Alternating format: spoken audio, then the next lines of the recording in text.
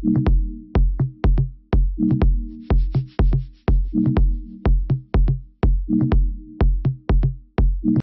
او نیکې هیلې مې ومنئ دوستانو. د پښتو ژبې وتلې سندرغاړې نازیه اقبال ورور افتخار علي ته د راولپنډۍ د یوې سیمه ییزې محکمې د هغې د 2 ماشومانو لوڼو سره د جنسي تیري په جرم کې 2 ځله د تیزندۍ او 6 لکو روپو د جرمانې سزا اورولې ده.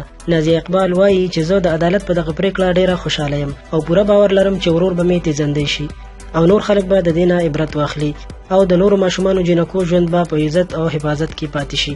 د اپریل 2013 کال کې د پښتو نوموړې سندرغاړې نازیه اقبال په رسنیو او سوشل میډیا ویلي چې د هغې په 2 ماشومانو لوڼو د هغې څخه ورور افتخار علي جنسي تیری کړی.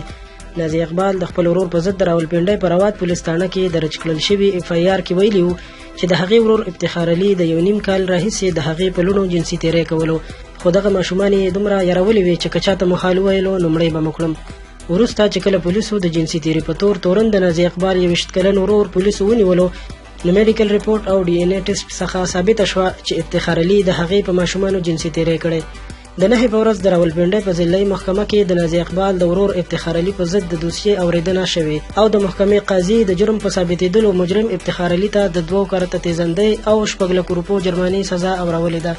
خپل ورور ته د مرګ له سزا اوریدل کېدلو وروسته وایس اف امریکا ډیوا سره ځانګړو خبرو کې نازیه اقبال وویل زه نن ډیره خوشحاله یم چې حق وګټله. د نازیه اقبال په وینا ما پسې ډیرو خلکو خبرې وکړې، سپکې سپورې راپسې وویلې چې نازیه اقبال هسې ځان سپکړ خو ما په اصل کې د یوې مور کردار ادا کړو. نازیه اقبال وایي زما د لوڼو عزت خو نیلام شو، خو ما نه غوښتل چې په راتلونکي کې د نورو میندو د وړو ماشومانو عزتونه داسې په ناترسۍ لوټ شي او یوازې له دغه خاطره مې یو اوږد عدالتي جنګ وکړو او اخر الله تعالی بری را په برخه کړو. د نازیه اقبال یو لور 10 کلنه او بله 6 کلنه ده او نازیه اقبال وایي چې اوس هم د هغې لوڼه په خوب کې ویریږي، هغې ته چغې وهي چې ماما به راشي موږ به مړې کړي. مننه دوستانو چې ویډیو مو تر پایه وکتله. د خان کلیک چینل نه نورو ملګرو سره هم شیر کړئ. ډیره مننه.